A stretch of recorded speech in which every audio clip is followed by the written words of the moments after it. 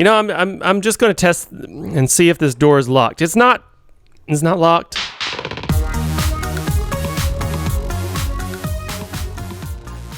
You ever been staring out the window of the train as it zooms around under New York and see something and be like, the heck was that? The New York City subway has a long history of being designed and redesigned and built up and torn down and built up again in different ways because lots of reasons I'm not going to get into. But today I want to explore a few casualties of those redesigns, some abandoned subway platforms. There are a surprisingly large number of them, but we're just going to look at a few today. And since I do not encourage anyone ever to break any laws, we're going to see what we can see from publicly accessible spaces only. No trespassing. Before we start, I just want to say I got a lot of great information from Joseph Brennan's Columbia University page on the subject. The link is in the description. On the subject of Columbia University, oh man, talk about hidden underground gems. There is a huge network of underground steam tunnels that connect all the Columbia University buildings, and I totally snuck down there and explored them with a friend during our first semester there, but that's a story for another time. Anyway, I want to start here at Albee Square in downtown Brooklyn. I said last episode I wanted to check out what looked like an abandoned platform, but probably isn't really. So here we are. As I suspected, this seems just a ventilation and maintenance section built into the subway system. There's a ladder on each side. I couldn't find any history on it, and it looks pretty intentional and new, so probably not really an abandoned platform, but still pretty cool. Anyway, here's the Albee Square fake Christmas tree. Looks nice. Here's a fade transition. Magic. But now let's take a look at a real abandoned platform at the Nevins Street station nearby. So apparently, and I didn't know this, Nevins Street has a lower platform that was never completed. Supposedly, it's accessible from this little underpass, so let's have a look. So apparently this lower platform was never completed for passenger service. So this little underpass is the only part of it that was ever utilized.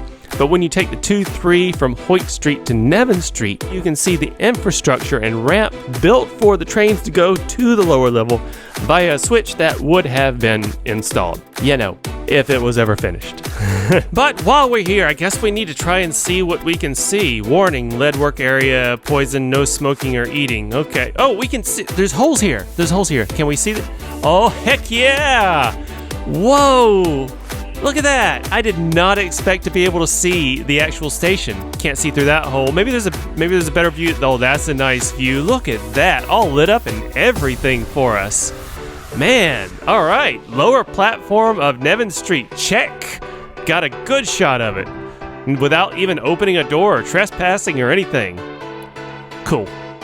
Let's move on to the former Myrtle Avenue station. It's just north of DeKalb Avenue in Brooklyn. You probably know it as the site of the Mass Transiscope art installation you can see just before crossing the Manhattan Bridge on the Manhattan-bound Q train. But there's not that much of it left.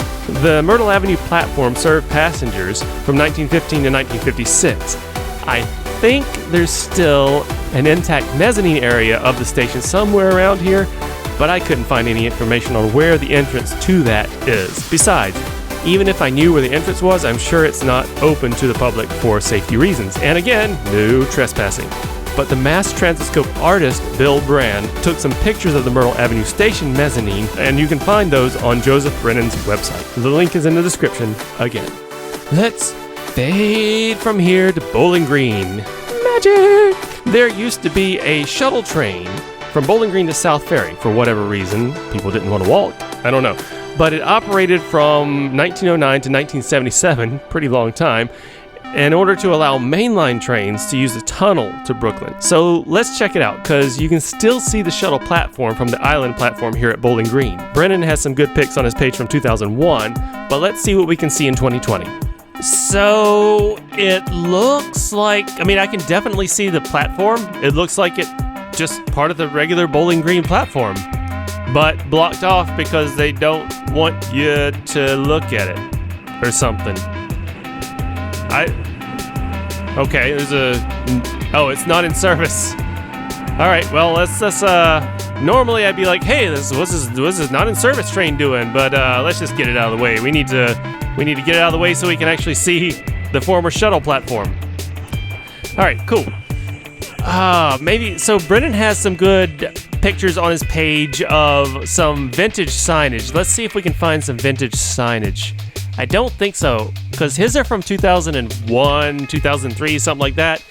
So they probably, there's something. What's that? What is that? I can't really read it from here, and the camera doesn't zoom. I'm gonna take a picture. 2 Atlantic Avenue, Brooklyn, Monday, Friday hours. That doesn't look very vintage. I mean, it looks like the regular old 4 train, and I guess 2 train? Nice. Okay, now I wanted to fade back to Brooklyn. I need to make my way to the Bergen Street station on the F and G line. So let's go to J Street Metrotech for a one-stop train ride, shall we? And to do that, I am going to cut through Metrotech Commons and pet the statue doggy. Hey, who's a statue? Who's a non-moving statue? There's a lot of pretty cool sculptures here. Oh, yeah, right here, Metrotech well, there's the Christmas tree. That's a nice Christmas tree, better than the Albee Square one. But what I was going to say is, down here, this is exactly the same kind of installation as at 14th Street, probably by the same artist, same style, bronze.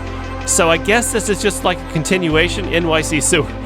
Yeah, when have you ever seen a manhole that said NYC Sewer on it? Like, none of them say that. And a flat Spalding basketball, also bronze, also by the same artist, I would assume. All right, so Metrotech J Street. Oh, hey, I've never been down this entrance before. Okay, let's go down here. Some diagrams.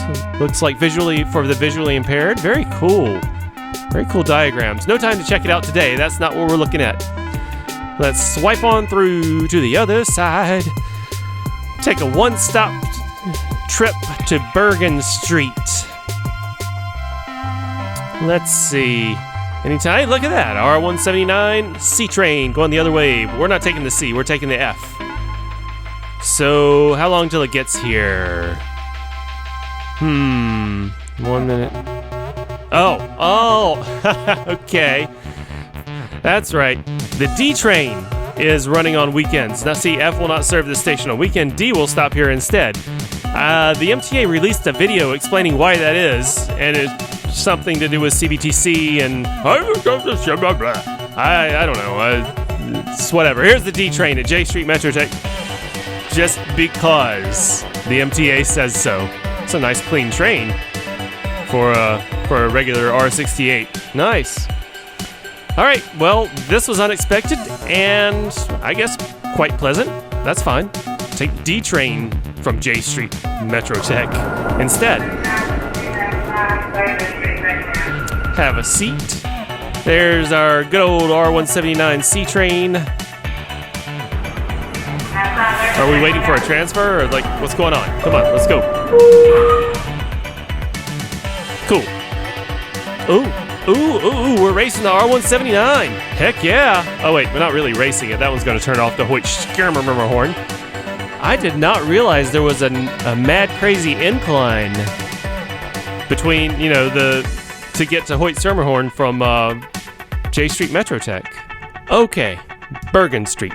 So there is a fully operational lower level here. What the heck, man? I mean, for some reason, it was only open to passengers from 1968 to 1976. 8 years. It was only open to passengers 8 years. Apparently, there are shiny metal doors that lead to the stairway down. Yep, there they are. Closed as closed can be. No holes to peek through this time. Maybe there are some clues on the tracks about the lower level. Nope, nada. Nothing. No clues. I'm just going to test and see if this door is locked. It's not locked. Okay, so I'm definitely not stepping foot in there because that would be trespassing, but I'm going to swing this door open and let some light in to have a look. Maybe breaking a rule, definitely not breaking a law. Pretty cool. I also stuck my phone in there with a flash and got this blurry picture, so there's that. Oh, and I just realized Brennan's page on this was published way before the F Express was a thing. Wait, is the F Express still a thing now? Anyway, I went back through my F Express footage from last year, realizing that it probably passes through the Bergen Street lower tracks, and what do you know? I was looking through the wrong window because I didn't know any better, but boom! Bergen Street lower platform. So I guess you can get a glimpse of it if the F Express is still a thing during the pandemic. That's enough screen time for Bergen Street. I want to end with a nearby abandoned platform that is the most interesting, but unfortunately the least accessible. Like, I don't even know where to begin looking for the entrance to it. But in 2010, Guinness Book of World Records recognized the Atlantic Avenue Tunnel as the world's oldest subway tunnel. Oh, look at the little Doge dog. Don't eat a Doge. It's so cute. Hey, there's the Trader Joe's bank building.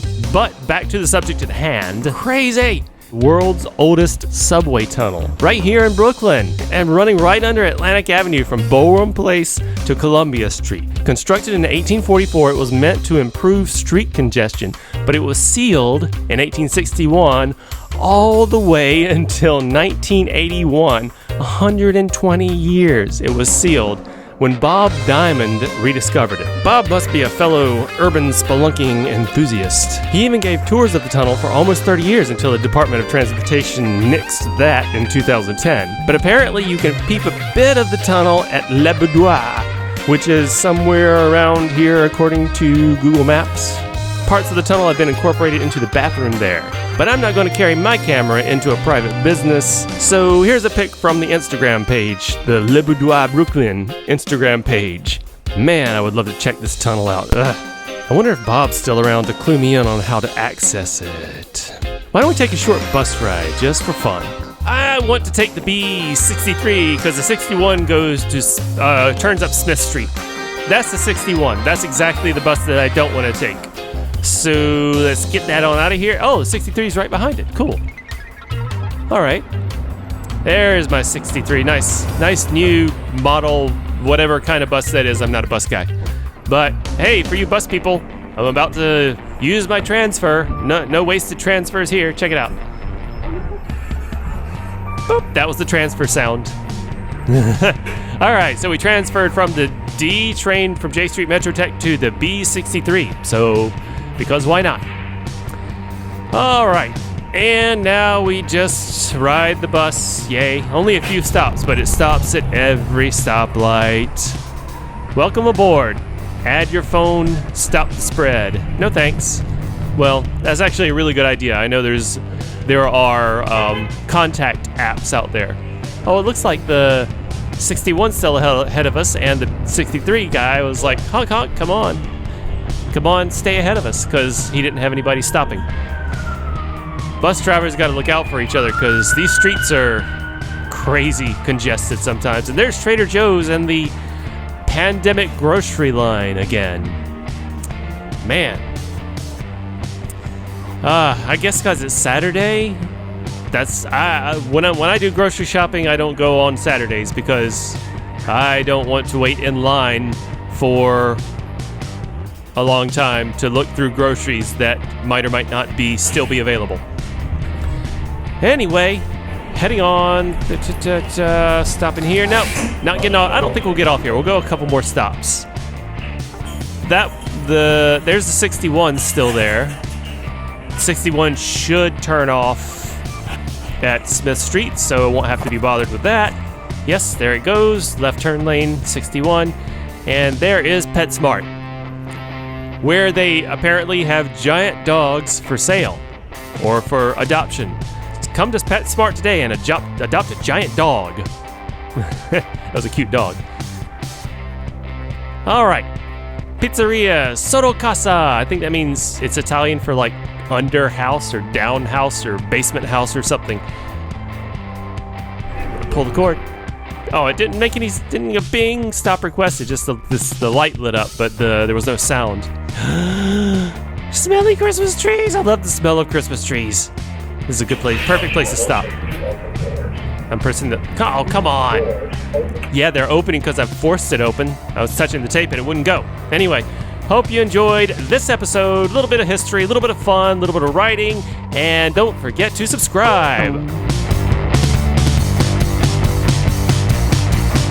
I want to do another episode like this, plenty of material.